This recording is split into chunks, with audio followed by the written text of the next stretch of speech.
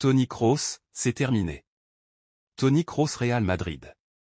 Les discussions autour du futur du milieu de terrain prennent fin, selon les médias locaux.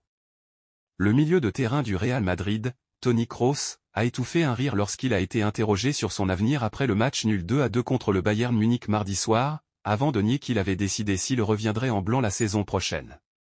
Le Real Madrid n'a pas prêté attention à ces commentaires, et Ser Deportivo affirme aujourd'hui que c'est parce que les dirigeants merengues savent qu'un accord a été conclu pour Kroos. Kroos joueur de la saison. Le milieu de terrain de 34 ans annoncera son renouvellement de contrat après la demi-finale contre le Bayern mercredi prochain. Cela correspond à ce qui a été rapporté jusqu'à présent. Kroos a toujours affirmé qu'il voulait partir au sommet et qu'il ne souhaitait pas jouer un rôle secondaire avant de prendre sa retraite, comme cela a été le cas pour Luka Modric cette saison. Cependant, il ne fait aucun doute qu'il reste un élément clé pour le Real Madrid et Carlo Ancelotti en l'état actuel des choses. Le milieu de terrain allemand a des arguments pour dire qu'il est le joueur de la saison madrilène. Toni Kroos, milieu de terrain du Real Madrid, a suscité des interrogations sur son avenir après un match nul 2-2 contre le Bayern Munich, sans confirmer s'il resterait au club la saison prochaine.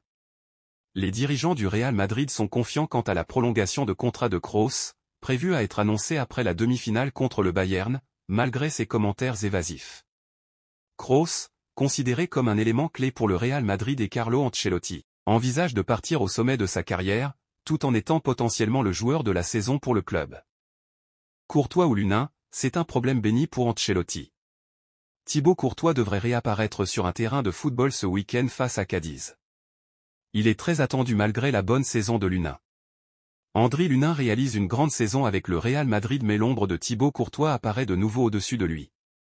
Le Belge est attendu officiellement de retour ce week-end pour la réception de Cadiz au Santiago Bernabéu et la question de savoir si Ancelotti serait capable de l'aligner dans la foulée en Ligue des Champions se pose dans les médias espagnols.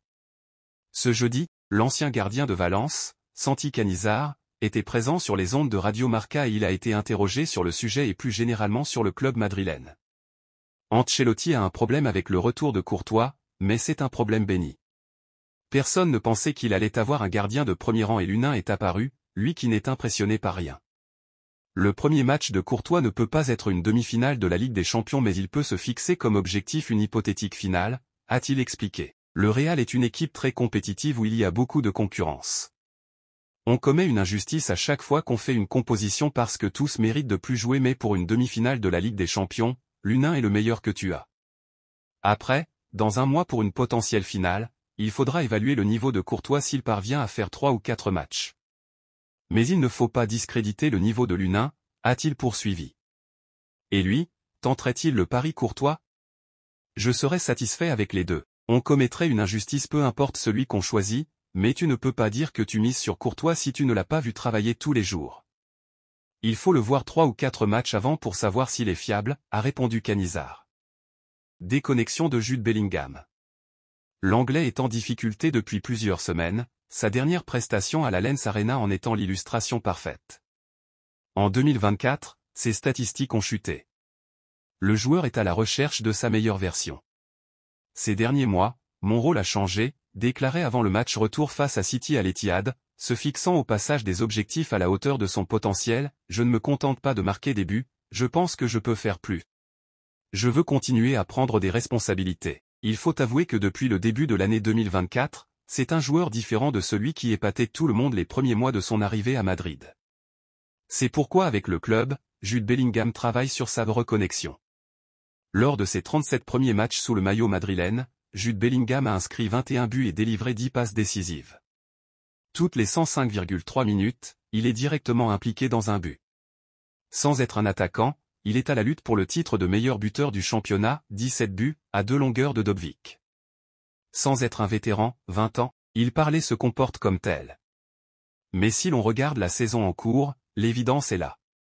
Jude traverse une période difficile. Une blessure, entorse de la cheville, une expulsion, à Valence, et un virus, gastro à la veille du match contre la Sociedad, ont grandement perturbé sa régularité et brouillé sa forme.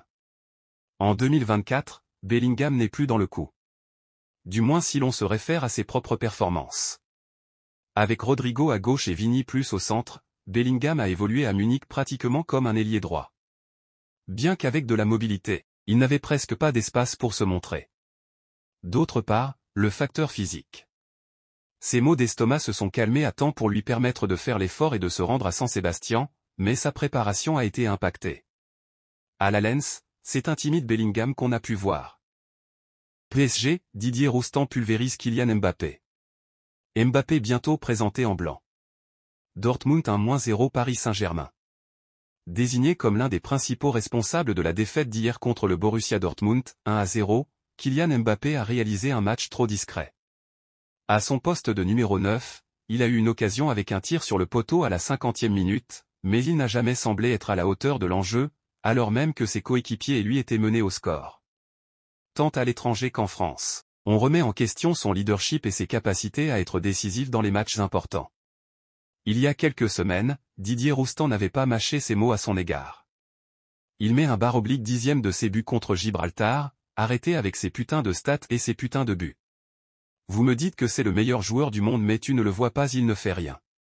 Messi et Neymar au même âge, ils étaient partout dans un match, avait-il déclaré sur la chaîne L'Équipe après le match aller contre Barcelone.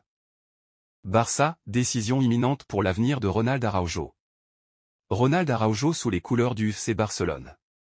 Très critiqué après son expulsion contre le PSG lors du quart de finale retour de la Ligue des Champions en Catalogne, Ronald Araujo a bénéficié du soutien de son club. Le joueur, qui est au club depuis 6 ans, a même eu la possibilité de prolonger avec l'équipe blaugrana. Selon Sport, une décision finale devrait être prise dans les prochains jours à l'heure où son contrat court jusqu'en 2028. Toutefois, le joueur a posé certaines conditions comme une augmentation de salaire alors que le Barça est déjà contraint par le plafond salarial imposé par la Liga. En cas de désaccord entre le champion d'Espagne en titre et l'Uruguayen, ce dernier pourrait être vendu lors du mercato estival. Courtisé par le Bayern Munich, il pourrait devenir l'une des plus grosses ventes de l'histoire du club. FC Barcelone. Les 3 cadres emblématiques qui vont quitter le Barça cet été. Le FC Barcelone semble être à un tournant, tant sur le plan financier que sportif, ce qui pourrait le pousser à prendre des mesures radicales lors du prochain mercato. Selon des sources internes au club et de Todo Fichage, le conseil d'administration envisage de se séparer de 3 de ses joueurs les plus emblématiques pour résoudre ses difficultés financières et dynamiser l'équipe pour la saison à venir. Voici les principaux non susceptibles de quitter le camp nou. Robert Lewandowski. À 35 ans et avec l'un des salaires les plus élevés de l'équipe, l'attaquant polonais pourrait être l'un des premiers à quitter le club. Malgré sa qualité indéniable et sa capacité à marquer, son âge avancé et le coût élevé de son contrat rendent son avenir à Barcelone de plus en plus incertain. Sa vente pourrait rapporter une somme non négligeable au club. Frenkie de Jong. Le milieu de terrain néerlandais, considéré comme l'un des joyaux de l'équipe, est courtisé par plusieurs clubs européens depuis de nombreuses années. Ses performances remarquées à Barcelone ont fait de lui l'une des cibles les plus convoitées dans les plus grands championnats. Son départ pourrait générer des revenus conséquents pour le club, bien que ses exigences salariales représentent un défi dans les négociations. Ronald Araujo. Bien qu'il soit un défenseur prometteur, Barcelone serait ouvert à écouter les offres pour le jeune Uruguayen. Avec l'émergence de nouveaux talents comme Pau Cubarsí, âgé de seulement 17 ans, le club voit la vente d'Araujo comme une occasion de réaliser un profit financier significatif sans compromettre l'avenir de sa défense. Mercato, le Barça a fait son choix pour Pedri. Le Barça aurait pris une décision importante concernant l'avenir de Pedri. Malgré ses difficultés, le milieu de terrain devrait bientôt être prolongé. Pedri a éprouvé plus de difficultés, cette saison.